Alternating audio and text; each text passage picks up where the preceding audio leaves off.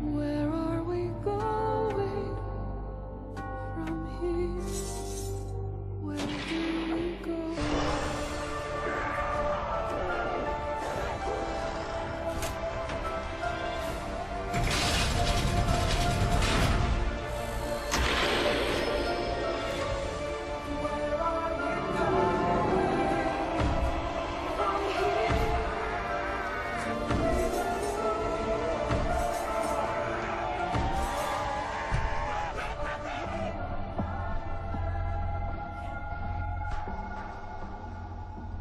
It was a challenge to try and capture something as iconic as Alcatraz. You know about this. This is arguably the most famous prison in the world, and now you're in it. Just the space, the physicality of it, because it's quite claustrophobic. When modern-day prisons are designed, they really consider not intimidating people or making the spaces, as least stressful as possible. Well, Alcatraz didn't suffer from those restrictions.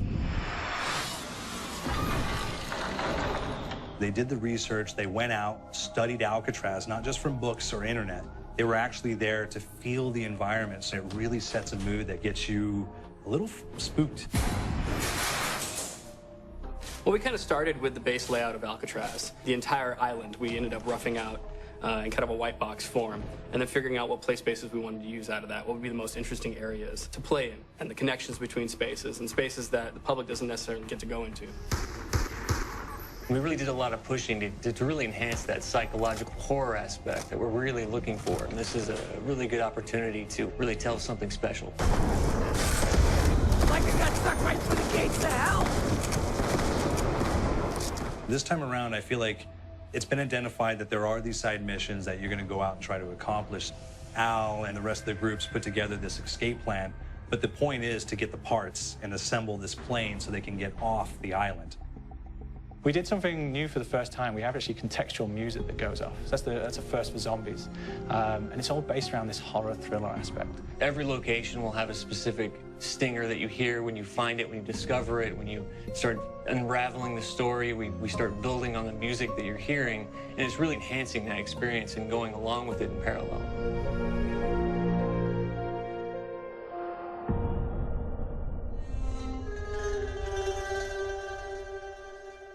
Because we wanted to embrace this kind of horror thriller element, we wanted character actors, guys who could really embody someone and then convey emotion. So that's why we went for guys like Ray Liotta.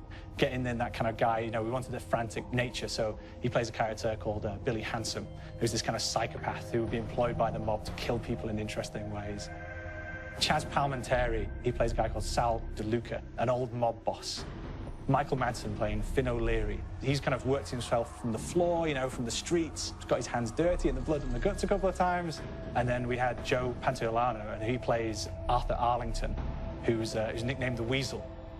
Those guys, they bring a quality and a subtlety and timing that you can't really identify or try to recreate.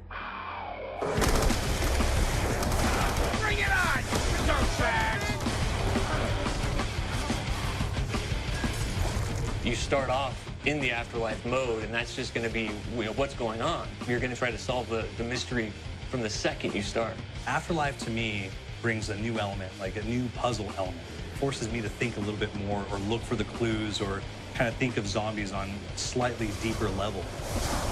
You see clues throughout the map that tell you, ooh, perhaps if I'm in the afterlife, I can interact with this object, or there's some puzzle going on here that I need to be in the afterlife. Back east, I whacked a dirty dentist with one of these. Took forever, too. Alcatraz has a Civil War kind of fort background before it turned into a penitentiary. And so we had this kind of backstory, the idea that the warden would have collected Civil War weaponry. One of them is a blundergat. It's a fictional weapon, but the idea of the combination between a blunderbuss and a Gatling gun. And possibly, it might be a way of upgrading it to a more fantastical weapon that the players may find. You all gotta go sometime? You just went now. There's one main zombie, one big zombie that's going to come through and wreak havoc on your life. He'll lock down the perk machine, he'll close down the box, so you have to pay to get that open again. So you don't want him to interfere with your process. Now's a good time to pick a fight.